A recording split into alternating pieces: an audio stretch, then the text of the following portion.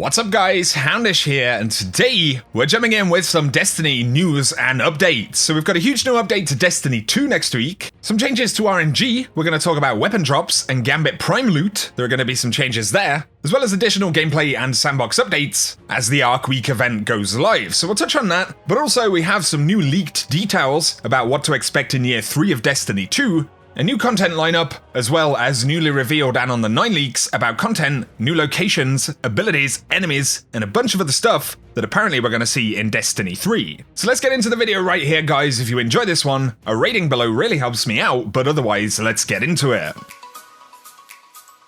So, before we talk about future content, stuff that'll happen potentially in Year 3 and beyond, let's talk about content and updates that we're going to get much sooner. So of course, we're getting the April update next week, and this will drop on the 9th of April. That is alongside the reset time, and also we can expect Arc Week to kick off as well. Now we're going to get more details about that at some point this week, but we've got a pretty big update coming to Reckoning and Gambit Prime weapons, so of course the main kind of weapon set for Joker's Wild. And Bungie are indeed going to be updating the drop rates for these. So they said, we will be increasing the drop rates of weapons in the Reckoning in update 2.2.1, and once again, that's the one we're getting next week on the 9th of April.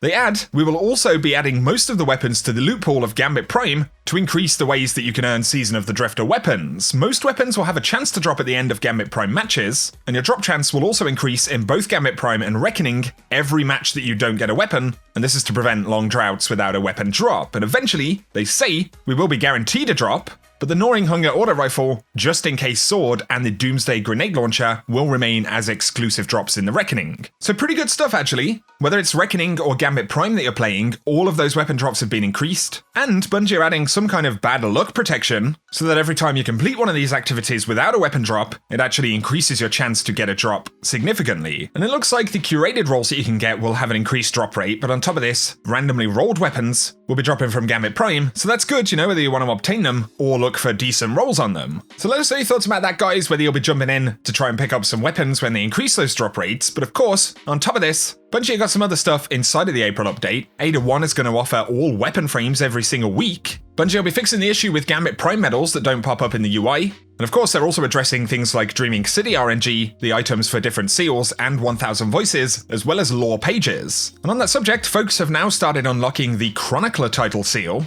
There is actually a bit of an exploit because we're not quite on those final weeks where we get those lore drops yet, but essentially, if you have an offering to the Oracle, right before the week where the Queen's Court comes up, if you turn that in, but then actually wait to open the chest until after the weekly reset, then you're able to open it once, and then do the weekly bounty to get another offering to the Oracle, and basically open it twice in 1 week. And it means that you can unlock the Truth to Power cards at essentially twice the rate. So that may be relevant if you're trying to hunt that one down, but otherwise we'll have to wait for more details about that April update, and we're going to get some this week, as well as information about Arc Week. And there's a lot of speculation as to what this is going to be. I'm not sure who said it, but somebody said, could it mean all remaining catalysts? And that's certainly an interesting one, because Bungie have said that we will be getting those 4 remaining catalysts from Year 1. Otherwise, let us know what you think about those RNG updates coming next week.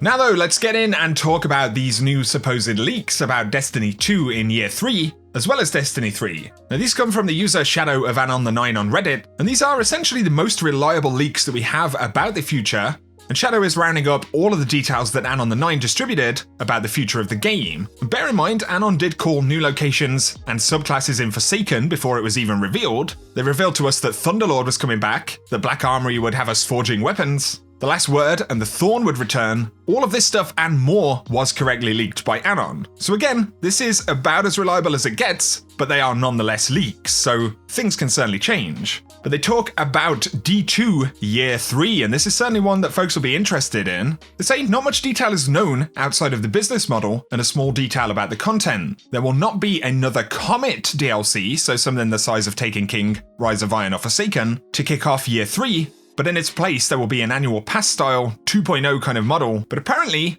they are planning to drop a larger DLC in the first entry instead of all of the DLCs being around the same size as what we get now in the annual pass. Now we did talk about this in a video a few months back when we were speaking about Anon leaks. Shadow did add that all the info they know is that the September expansion won't be as big as a Comet DLC, but certainly won't be as small as an annual pass DLC either. Following that, we're essentially going to get an annual pass model throughout Year 3 according to these leaks. So let us know your thoughts about that. The thing to bear in mind though is that at the time these leaks kind of came out, this was probably part of the Bungie and Activision plan for Year 3, so it could have certainly changed now that that partnership has ended. However, until Bungie says something, based on the reliability of these leaks in the past, it's certainly understandable that most people will roll with this. Before that, of course, we will get Penumbra, and we spoke about new details for that in my previous video, so I'll link that below if you want to check it out. But then they talk about Destiny 3 leaks, and they say that these are going to be the only D3 leaks that they put up, because this is essentially everything that Anon had said about it before going dark. But apparently, in D3 we're going to get Old Chicago, Europa, and a return to Venus, and these are going to be primary locations for the game. So Anon had mentioned Europa previously, but Old Chicago is a destination that has been referenced in the past. Also, a return to Venus would certainly be very interesting, but these apparently are not the only locations, so there will be an endgame location, and Shadow said the immense pyramid-like ship that has been teased since D2 Vanilla, and was also seen in a hologram in the Queen's Court, this is a flagship of a new enemy race which will serve as the main threat in the story, and this location in essence would become the dreaming city of Destiny 3. So imagine that, a giant pyramid ship, to essentially be the next installment of that Dreadnought Dreaming City endgame style location. Definitely very exciting if it's true. But then they talk about new enemy races, Astro Demons known only as the Veil. Their visual appearance is described as having dark greenish skin, sharp claws. They add that it's worth noting that the Veil, being the true servants of the darkness, are on an equal power level to Guardians, if not stronger. Apparently this links to the story. During the collapse, the god of the Veil enemy race was slain in a conflict with the light, and the Veil have been waiting for the Traveler to reawaken so that they can siphon its power to resurrect their dead god. Definitely interesting stuff. But here we get reference to darkness-based abilities coming into the game. Once again, something that we had heard from Anon in the past, but Shadow says there aren't any further details of changes or additions to traditional subclasses, but also open-world PvPvE areas, which are more akin to planet-side than the Division. And this is this kind of concept of almost faction-controlled areas out in the world or something. But they do add that Crucible and Sandbox changes are unknown, so they don't have any details about what's happening on the pure PvP side of the game. But they finish by saying that the goal of D3 is to cater to the hardcore audience more than anything, and that the game is supposedly much more difficult than previous entries, and is going to focus on how the hardcore community of the franchise will play. On top of this, it'll also provide more RPG elements in its approach to design compared to previous entries in the franchise. So guys, what do you think about all of this stuff?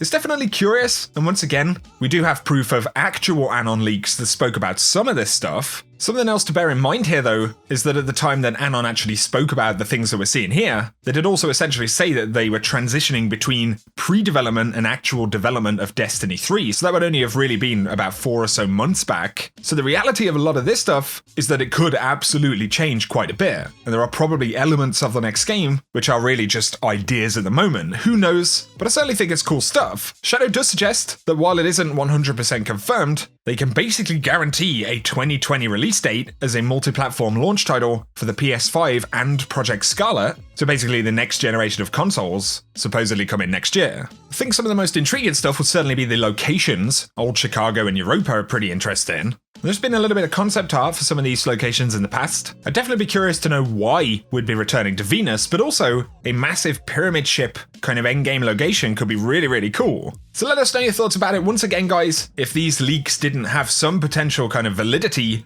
based on what we've seen in the past, you know, we got so much stuff that was just bang on from Anon the 9, that it at least makes this kind of interesting to look at, right? So let me know your thoughts about that. One last little shout right here. I did make a video the other day with some tips to unlock the Reckoner title, but there is some cool dialogue that you get from the Drifter as well when you unlock this, so spoiler alert, just in case any of you fancied checking it out who maybe don't plan to unlock the title, here is the dialogue that it gives you when you get Reckoner. Well, look at you. You've been collecting names, building a reputation. Your legend keeps growing. The Nine, the Shadows of Yore, Shin Malphur. I keep tabs and they're all talking about you.